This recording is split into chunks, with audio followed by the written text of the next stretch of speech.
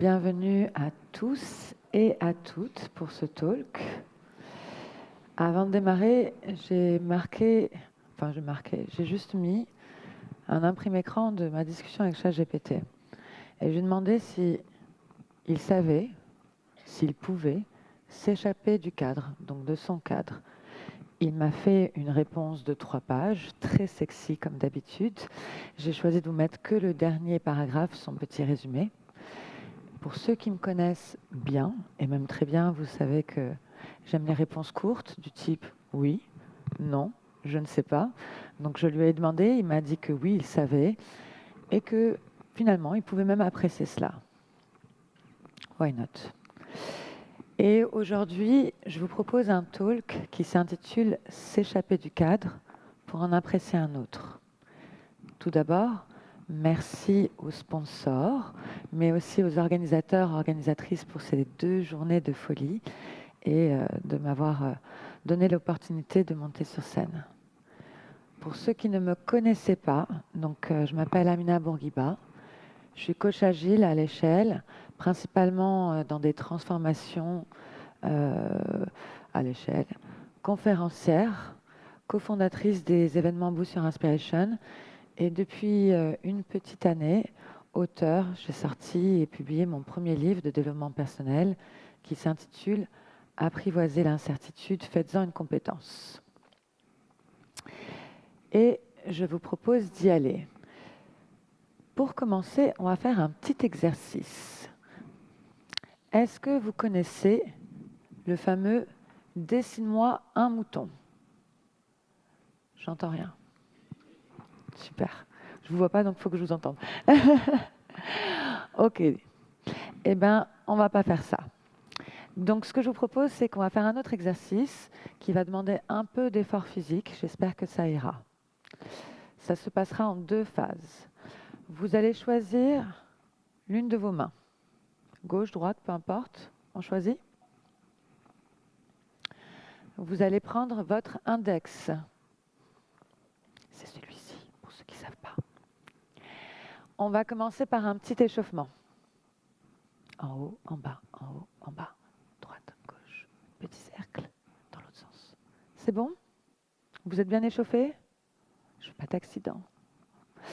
Ok, super. Vous allez pointer devant vous la main. Je vais vous donner une instruction. À mon go, on y va tous ensemble. Si vous n'avez pas compris ou si vous l'interprétez, comme vous voulez, peu importe. Ok? Dessine-moi un cadre. Go!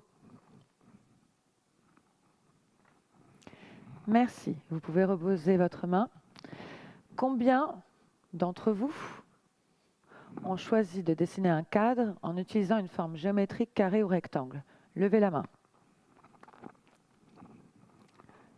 Une belle majorité. Super. On va rentrer dans la 2e phase de l'exercice. Si votre première main est fatiguée, utilisez l'autre. N'hésitez pas. On recommence, on s'étire, on s'échauffe. Ça va? On pointe la main devant soi. Même principe. Je vous donne une instruction. À mon go, on y va. Interprétez-la comme vous voulez et prenez le temps que vous voulez. OK? Essayez de me dessiner un cadre qui ressemble à votre vie. On y va. Go!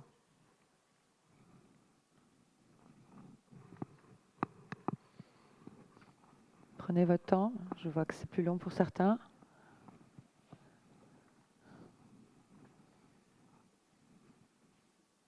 J'attends que tout le monde finisse. Merci. Question. Combien d'entre vous ont choisi pour cette fois-ci de ne pas utiliser un carré ou un rectangle? Levez la main. Une belle majorité. C'est marrant ce biais. Je parle de cadre, donc probablement on a pensé à tableau, cadre photo, et on s'est dit tiens, carré, rectangle. Et quand on met le doigt dessus, finalement ça change un peu. Du coup, la question que je me suis posée, et que je vous pose, c'est sommes-nous des moutons? J'espère que vous trouverez une réponse d'ici la fin de ce talk. En attendant, aujourd'hui, on va parler de cadre. Et pour parler de cadre, j'aimerais qu'on parle de quelque chose d'un peu futile, qui me fait du bien, qui est une de mes inspirations de ce talk, qui est peut-être un peu girly, certains diront, mais un grand partenaire de jeunesse. On va parler de mon jean préféré. Vous savez, ce vieux jean qu'on a dans son placard, ou c'est un pantalon, ou un sweat, ou une casquette, des chaussettes, j'espère pas un slip, mais je ne jugerai pas. Mais vous savez, cette pièce qu'on a dans son placard, qu'on adore mettre, qui va avec tout, quelle que soit la soirée, la sortie, ça va aller, on le mettait tout le temps. Vous voyez de quoi je parle? Est-ce que vous aussi, vous avez une pièce chérie dans votre placard que vous avez gardée pendant des années et que vous mettiez sans réfléchir? Levez la main. Et on l'adore, cette pièce. On l'adore. Et on l'a depuis longtemps. Des fois même plus de 2-3 ans. Très longtemps. Même trop longtemps. Mais un jour, on se sent un peu serré dedans. En tout cas, pour moi, le jean, le pantalon, c'était ça. Mais c'est pas grave, parce que je l'adorais. Donc, je mettais encore et encore. J'avais du mal à marcher. J'avais envie d'ouvrir le bouton quand j'étais au restaurant. J'avais peur qu'il craque. Et il y a ce fameux jour où je me dis, en fait, il est un peu contraignant. Il est peut-être temps de lui dire au revoir, de le changer, enfin d'évoluer tout simplement. Et bien justement, peut-être que les cadres, c'est un peu comme les jeans trop serrés. Il y a un moment où ils peuvent nous étouffer. Et justement, du cadre, il y en a plein. C'est fini l'époque où on vivait dans un seul cadre unique, comme nos parents. Aujourd'hui, on a plein de cadres qui s'entremêlent. Social, culturel, professionnel, amical, écologique, agile, et j'en passe. Et en fait, les cadres sont dépendants les uns des autres. Ça s'emboîte même des fois un peu comme des poupées russes. Mais je le répète, c'est fini l'époque de nos parents, de nos grands-parents, où on se contentait d'un seul cadre et de toutes les routines et règles associées qu'il y avait derrière. De plus en plus, surtout avec les nouvelles générations, nos aspirations évoluent. Changer de vie, changer de pays, plein de choses. Mais en plus, avec l'accès facilité aux informations et aux réseaux sociaux, ça va encore plus loin. Et c'est là qu'en fait, on nous incite depuis plusieurs années à tout simplement penser autrement.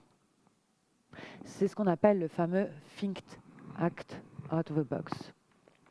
Think out of the box. Mais de mon côté, penser autrement à tout prix, puisque c'est ce qu'on veut nous faire faire avec les réseaux sociaux et tout, c'est bien, ok. Mais peut-être qu'il est temps de se dire, on est passé à l'ère de Act Out of the Box. Ça veut dire quoi? Ça veut dire tout simplement agir autrement, sortir de son cadre, changer les règles, changer une petite pièce de puzzle pour modifier sa vie pro, sa vie perso, son existence. Et c'est là que c'est la grande nouveauté de notre ère. Agir autrement, ça veut dire aussi qu'on le voit partout. Que ce soit des early innovateurs sur les réseaux sociaux ou dans les films ou dans les dessins animés, dans les livres, c'est tout simplement sortir de sa zone de confort. Pour moi, il y a plein de modèles et de personnages qui représentent la sortie du cadre. J'en ai sélectionné que 2 pour ce talk. Le premier, c'est celui-ci. Est-ce que vous le connaissez? Il faut m'aider là. Oui? Oui? Ok. Nemo, aventurier occasionnel. Donc j'espère que tout le monde a vu le film. Spoiler alerte. C'est quand même l'histoire d'un petit garçon, enfin un petit poisson clown, qui n'est pas content de son cadre instauré par son papa. Il décide de se lancer dans une aventure pseudo-involontaire pour finalement terminer dans un aquarium. Est-ce qu'il a aimé son nouveau cadre? La réponse est non. il a décidé d'en sortir. Et attention, si vous n'avez pas vu la fin de Nemo, gros spoiler alerte, pour sortir de l'aquarium, il a dû malheureusement passer par les toilettes et les eaux usagées pour retrouver son papa et retrouver son cadre qui a été légèrement amélioré. Nemo est un aventurier occasionnel. Il a fait un petit choix pseudo-involontaire de se lancer dans une aventure et de sortir de sa routine, de changer les choses. Mais ce n'est pas forcément ce qu'on a envie. Ce qu'on a envie, c'est d'être un warrior de l'adaptabilité, un grand warrior. Et pour ça, le seul, l'unique, mon chouchou, c'est James Bond. James Bond, tu lui donnes un stylo, il te fait péter un satellite. Il doit poursuivre les méchants, il n'y a pas de voiture, il n'y a pas de moto. Heureusement, il y a un tank. Et il a même le temps de se remettre la cravate dans le bon sens. GoldenEye pour les professionnels de James Bond. Et justement, peut-être que c'est ça, ce qu'on a envie. C'est d'être un warrior de l'adaptabilité. C'est peut-être ce hors cadre-là dont on a envie de temps en temps. Mais bon, moi aussi, je ne vais pas rentrer dans le cadre de la catégorisation et mettre tout dans les cases. Le plus important, c'est vivre hors cadre. On a des personnages, des modèles autour de nous. Et au final, dans notre monde d'agilistes, l'agile n'y échappe pas.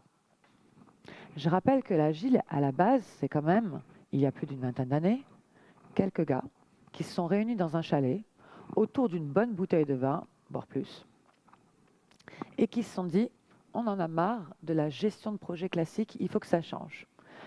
Pour ce faire, ils sont arrivés à écrire un manifeste, des valeurs, des principes. En gros, ils ont essayé de créer un mindset. Mais cela n'a pas suffi. Pourquoi ? Parce que c'était interprétable. Ça manquait de structure, ça manquait de process opérationnel. En fait, tout simplement, comment on harmonise les gens entre eux quand il y en a beaucoup trop. Parce que le mindset, selon son vécu, son expérience, chacun se l'approprie à sa manière. Du coup, est né les méthodes agiles, les frameworks, les anti-frameworks, les mariages de frameworks, et j'en passe.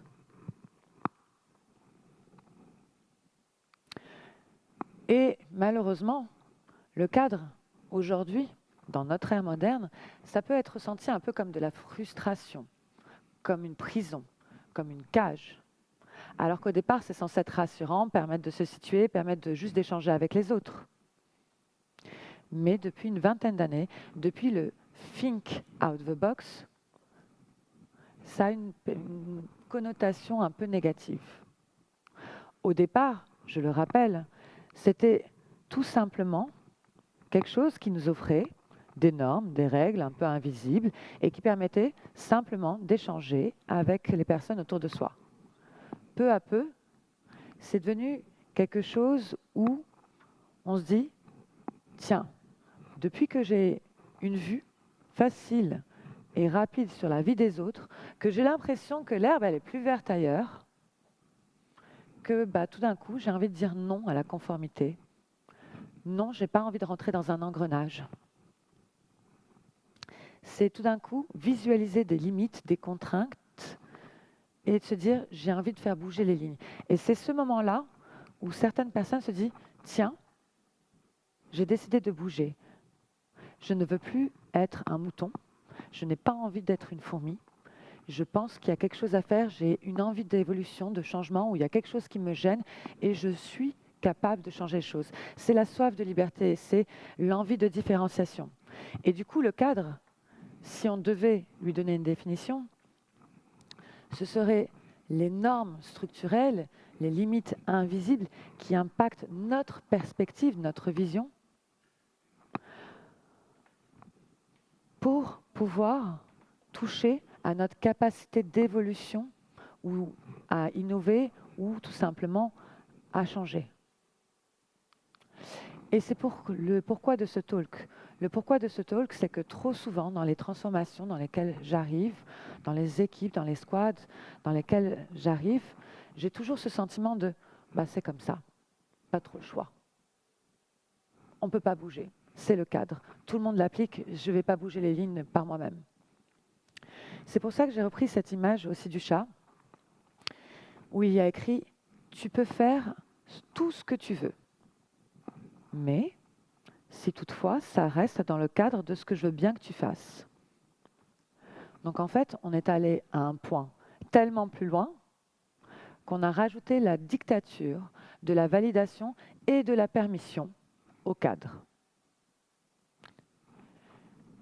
Le talk s'intitule « S'échapper du cadre ». J'aurais pu écrire tout simplement « sortir du cadre ». Mais pour moi, par rapport à ce que je voyais sur le terrain, la sortie, ce n'était pas ce qui correspondait. Aujourd'hui, ce qui correspond véritablement, c'est une fuite. C'est envie de fuir quelque chose, une routine, une monotonie, une contrainte. Peu importe le mot qu'on met derrière, il y avait un sentiment de fuite.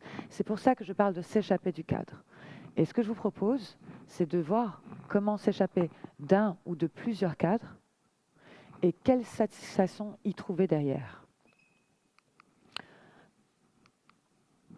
Donc en fait, on va devoir à un moment dépasser ses limites, sortir de sa zone de confort, repousser les limites, changer un peu de perspective et surtout, et je le rappelle, ce qu'on veut faire, c'est vivre hors cadre, oui, ou changer de cadre, mais on ne veut pas être un aventurier occasionnel à la Nemo.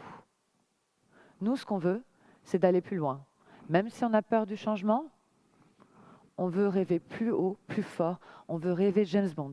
On veut cultiver notre côté mauvaise herbe et en faire quelque chose de qualité. C'est pour ça que je vous propose une démarche, un circuit d'auto-rébellion en 5 steps. Le but n'est pas de se rebeller contre tout et rien, évidemment, c'est juste un circuit avec quelque chose de constructif. Les 5 steps, c'est les suivantes. Tout d'abord, ressentir la prison du cadre, s'exercer à l'art de l'évasion, explorer de nouveaux cadres, trouver l'équilibre et enfin, savoir si on kiffe ou pas. Je vais vous proposer de rentrer un peu plus dans le détail. Première step du circuit d'auto-rébellion, c'est ressentir la prison du cadre. Ça veut dire quoi? Ça veut dire qu'à quel moment je prends conscience qu'il y a un truc qui ne me convient pas. À quel moment une équipe se dit « ça ne nous va plus ». À quel moment, dans une transformation, on dit « ça ne marche pas, il y a peut-être quelque chose à revoir ». Eh bien, sachez que ce n'est pas à la portée de tous, ni de toutes. C'est quelque chose qui arrive tout doucement. Mais c'est la première étape de toute la démarche. C'est de prendre conscience, de traquer la routine, la contrainte, la limite, commencer à la visualiser, l'identifier. Et en fait, c'est cesser de limiter sa vision.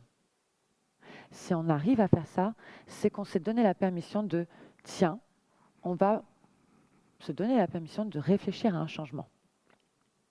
Exemple, une équipe Scrum qui fait du Scrum, qui fait plein de rituels depuis 2 ans, 3 ans et demi, qui se sont acharnés à faire les choses bien. Et bien, au bout de 2 ans, 3 ans, des fois, ça s'essouffle. Prendre conscience que ça s'essouffle et se dire, bah, il y a peut-être quelque chose qu'on pourrait faire, il y a juste l'envie de changer quelque chose, ça n'arrive pas tout le temps. Pourquoi? Parce que plus haut, on leur a dit, c'est Scrum ou rien. Deuxième exemple, j'arrive dans une transformation, je demande si on peut faire quelque chose comme ci ou comme ça parce que je ne suis pas à l'aise avec quelque chose. Et là, on me dit, non, c'est Tom qui a décidé. Vous connaissez Tom? Le Target Operating Model, celui qui a 100, 200 pages où il y a tout écrit, comment vous devez faire, qu'est-ce qui doit se passer, où on va, comment on va. C'est Tom. No comment. Ce qui nous amène à la deuxième step, s'exercer à l'art de l'évasion, ou tout simplement apprendre à ouvrir son espace mental qui est à la base un peu limité. Ça veut dire quoi? Ça veut dire que si on s'est donné la permission de vouloir changer quelque chose, c'est qu'on a pris une décision. J'ai choisi d'ouvrir une porte. Où est-ce qu'elle m'amène? Où est-ce que je vais aller? Est-ce que j'ai déjà une vue de ce que j'aimerais atteindre ou pas? Peu importe. On a décidé d'ouvrir une porte. Donc ça veut dire qu'il y a un engrenage qu'on veut casser. Et cet engrenage qu'on veut casser, tout de suite, il faut se mettre en mouvement. Quand vous donnez une formation agile à quelqu'un, vous savez très bien que vous allez toucher à des nouvelles manières de travailler et à de l'humain.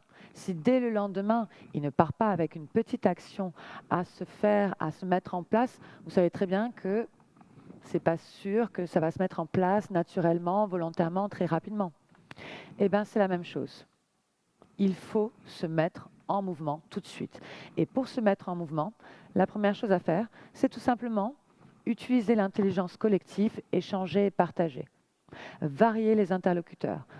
Pour, par exemple, notre équipe Scrum, c'est aller voir l'équipe d'à côté et lui dire « Est-ce que ça s'essouffle chez vous? Qu'est-ce que vous faites ?»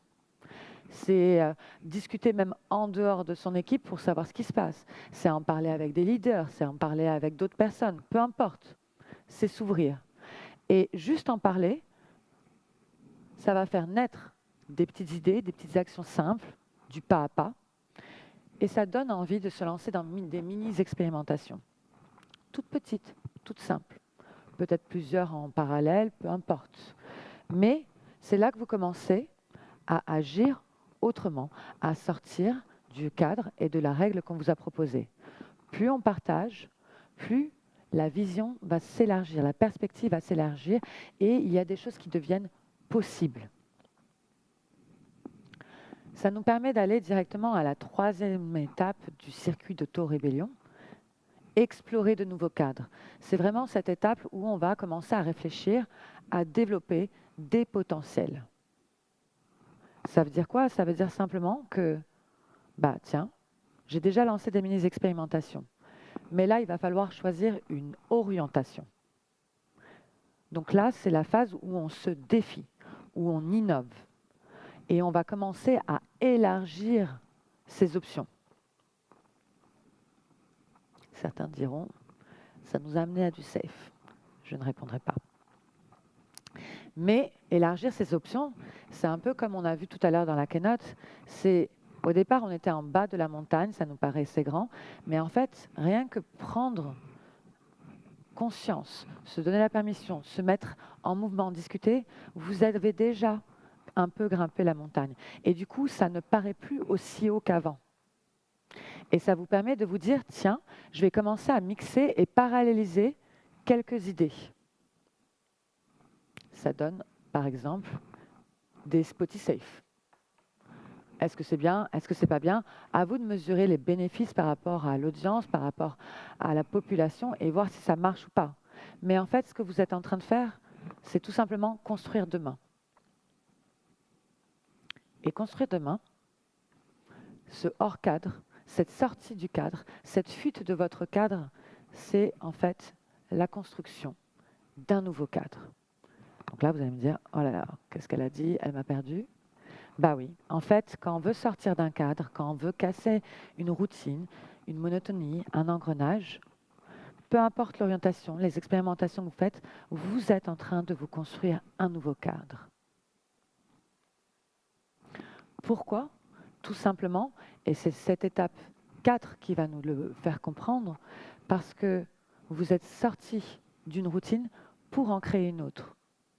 Et c'est le seul moyen de trouver l'équilibre. L'équilibre, ça signifie aussi la cohérence. La cohérence de ce que je suis en train d'initier par rapport à ce qui reste.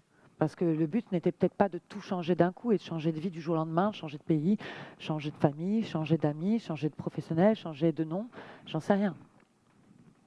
Mais c'est le moment, en fait, quelle est la pertinence de ce que je suis en train de faire? La cohérence, la stabilité, la sécurité. Tout simplement, pour que ça marche, il y a 3 mots. Répétition, discipline, régularité. La répétition est nécessaire. La répétition permet l'amélioration continue. Et la répétition sans régularité, ça ne sert à rien. Ça veut dire quoi? Ça veut dire la fréquence. Si je me dis, tiens, je vais essayer de faire ça la semaine prochaine, et puis la semaine d'après, on verra, ça ne marche pas. C'est pour ça que même dans les rituels agiles, on parle de rituels.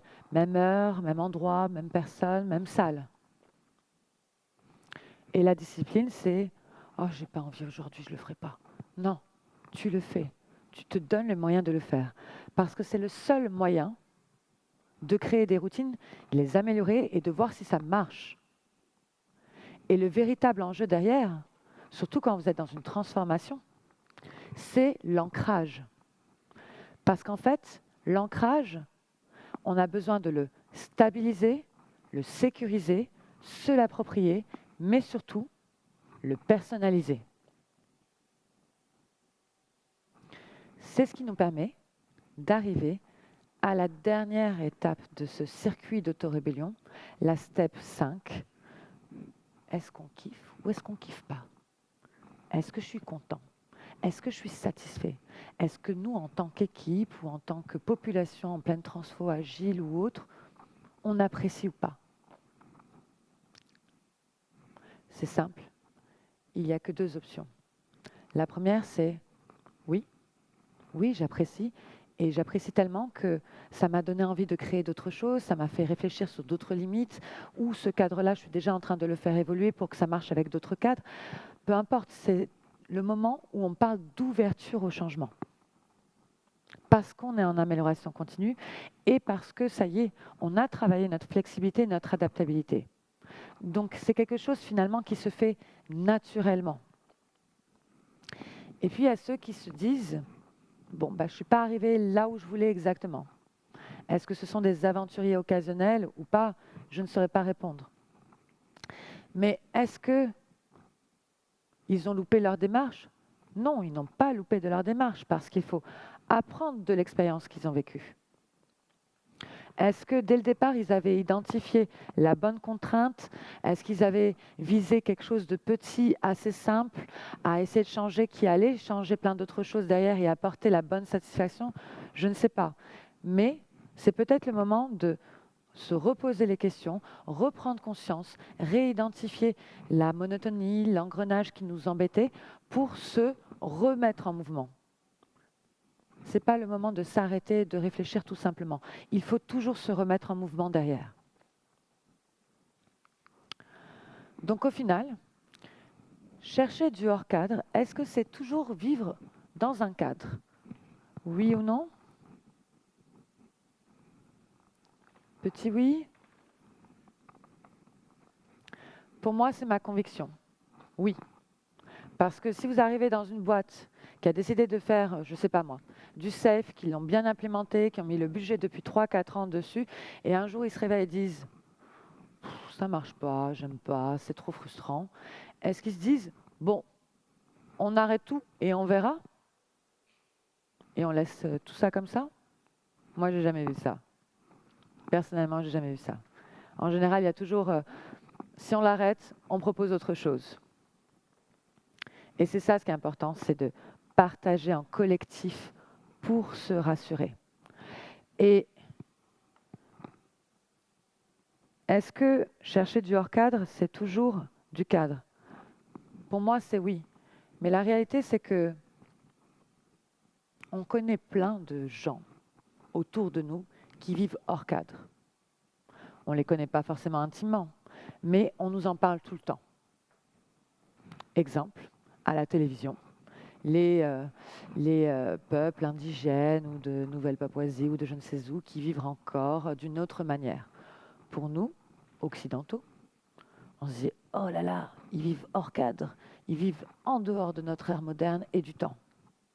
Mais pour eux, comme ils sont plusieurs et qu'ils sont ensemble et qu'ils sont en collectif, au final, eux, ils vivent dans leur cadre à eux. Pour nous, c'est du hors cadre, mais eux, c'est du cadre. Donc, encore une fois, partager en collectif quelque chose, c'est se créer un cadre et c'est donner des bonnes routines. Mais au-delà de ça, votre cadre, votre hors cadre n'est pas celui de votre voisin. Et il faut pouvoir l'accepter.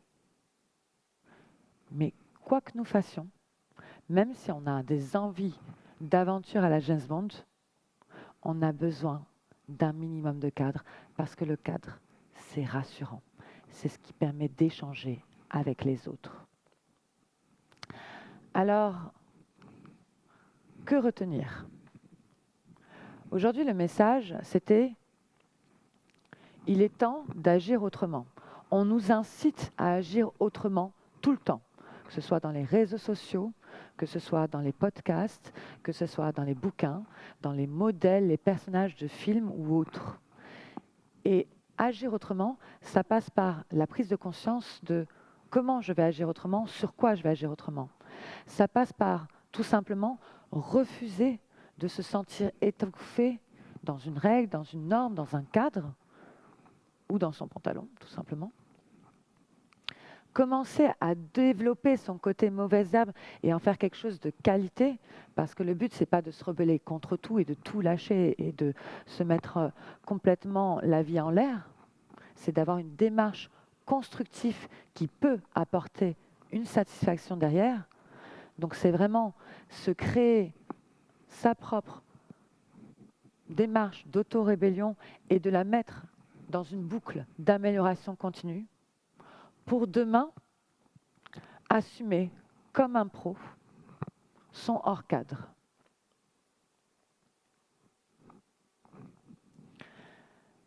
Mon message final pour nous, pour vous, pour tous ceux qui seraient intéressés en tout cas d'en parler même plus tard, mon message final, ça serait oser agir hors cadre, oser sortir des règles qui sont prédéfinies quand vous arrivez quelque part. Devenez votre propre James Bond, devenez votre propre warrior de l'adaptabilité. Soyez libre, sortez de vos engrenages, car mourir peut attendre. Merci.